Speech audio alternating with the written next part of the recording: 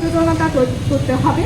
বিশেষ করে উৎপাদনকারীর সম্প্রসারিত দায়িত্ব সম্পর্কিত নির্দেশিকা 3R strategy for waste management কৌশলপত্রটি হালনাগাদ ও সংশোধন সহ পরিবেশ পৃথকীকরণ পূর্ণ প্রক্রিয়াজাতকরণের ব্যবস্থা সহ একটি আধুনিক ও কার্যকর বর্জ্য ব্যবস্থাপনা নিশ্চিতে পরিবেশ সম্মানিত আমাদের প্রধানমন্ত্রী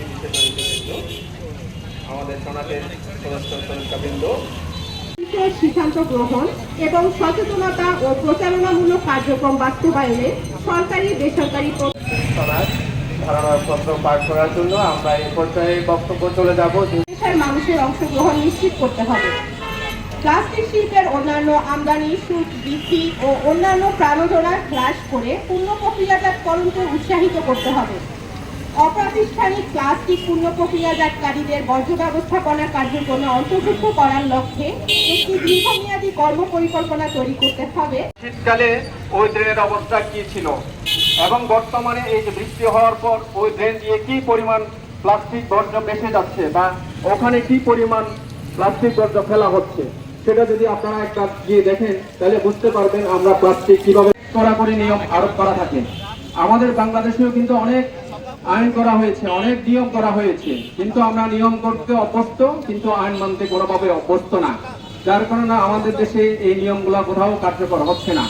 আপনারা যদি বলেন যে যখন 111-এ সরকার গঠন করা হয়েছিল তখন খুব কড়াকড়িভাবে প্রশাসন থেকে একটা নির্দেশনা ছিল, ওপেন স্পেসে পাবলিক স্পেসে আপনি ধূমপান করতে পারবেন না। যিনি ধূমপান আমাদের প্রত্যেকেরই অভ্যাসকে পরিবর্তন করতে হবে, আমার নিজেকে বদলাতে হবে। আমি প্লাস্টিক কিভাবে ব্যবহার করছি, এটাকে কিভাবে আমি আবার এখানে বলা হচ্ছে 3R মেথড। 3R এর আমাদের প্রত্যেকটা রিইউজ, রিপ্রোডিউস, রিসাইকেল। এই প্লাস্টিককে আমরা হয়তো বা পরিহার করতে পারছি না, কিন্তু এই প্লাস্টিক যখনই হাতে আসছে এটি যেন আমরা যত্রতত্র না ফেলি। পৌরসভা যথেষ্ট সচেতন, খাগড়াছড়িবাসীকে সুন্দর খাগড়াছড়ি সবাই যদি আমরা একসাথে এগুলো পালন করতে পারি তাহলে আমাদের এই পরিবেশ আমরা সুন্দর একটা পৃথিবী পাবো। যে পরিবেশ বিপন্ন আমাদের যেভাবে গাছপালাকে উচ্ছেদ করা হয়েছে, আমরা এগুলোর ব্যাপারে আমরা তীব্র প্রতিবাদ জানাচ্ছি। পাশাপাশি পৌরসভা কর্তৃপক্ষের প্রতি আমাদের বিশেষ অনুরোধ, যেসব ড্রেনগুলোতে আমরা যারা অখান্দা নাগারভাসী আমরা যে প্লাস্টিকের বর্জ্যগুলো ফেলেছি সেগুলো যদি আপনারা দ্রুত পরিষ্কার এবং নিষ্কাশন করেন ড্রেনগুলো, তাহলে আমরা উপকৃত হব।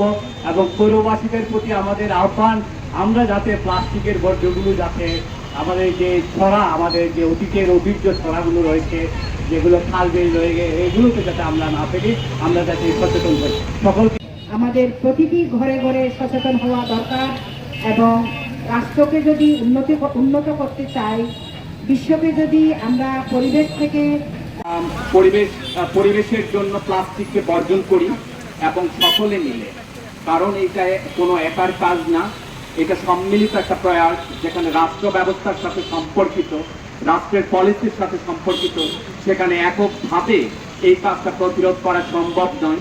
আমরা রাষ্ট্রের কাছে দাবি জানাই, রাষ্ট্রের যে নিয়ম কানুন আছে, যে আইন আছে, যথাযথ প্রয়োগ করে প্লাস্টিক বর্জন করার জন্য উপযুক্ত পরিবেশ সৃষ্টি করুন।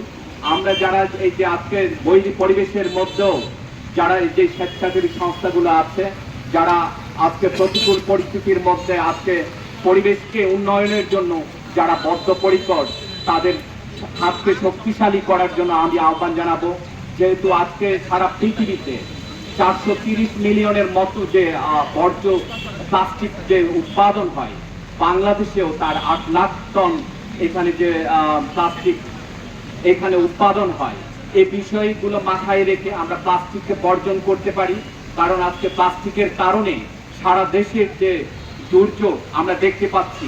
খাগড়াছড়িতেও আমরা গত 3 দিন যাবত দেখতে পাচ্ছি প্রতিটা খালে নালে প্রত্যেকটাতে যে প্লাস্টিক যে একটা যে দুর্বিষহ করে তুলেছে, সেটারই একটা প্রতিরোধ করার জন্য এবং সেটা বর্জন করার জন্য আমরা সচেতন মহলের কাছে আহ্বান জানাই। আমার খাগড়াছড়ি যে জনগণ আছে, যে টুরিস্টের যে শহর, এখানে প্লাস্টিকের ব্যবহারটা সবচেয়ে বেশি আমার কাছে মনে হয়, কারণ যেখানে টুরিস্ট থাকে সেখানে হচ্ছে প্লাস্টিকের ব্যবহারটা খুব বেশি হয়। আমরা সচেতনভাবে প্রত্যেকেই নাগরিক আমাদের ভবিষ্যতের জন্য আমাদের খাগড়াছড়ি সুন্দর শহরকে যদি সুন্দর করতে চাই, তাহলে আমরা প্লাস্টিককে অবশ্যই আমাদের বর্জন করতে হবে। এটা হচ্ছে পর্যায়ক্রমে যেভাবে হোক। সরকার এখন পরিবেশ বান্ধব সরকার ক্ষমতায় আছে আমরা মনে করি, কারণ ইউক্যালিপটাস গাছ, আকাশমণি গাছ নিষিদ্ধ করেছেন, যেখানে হচ্ছে পরিবেশের জন্য বাংলাদেশের বায়ু মাটির সাথে মেলে না, এবং সেই গাছ গ্যাজেট করে নিষিদ্ধ করা হয়েছে। এখন আমরা দেখেছি বিগত আগেও সেই বিএনপি সরকারের আমলে দেখেছি প্লাস্টিক চমৎকারভাবে বর্জন হয়েছিল, কিন্তু পরবর্তীতে ফিরে এসেছে। আমরা সেই সবই কার্যকর বাস্তবায়ন চাই।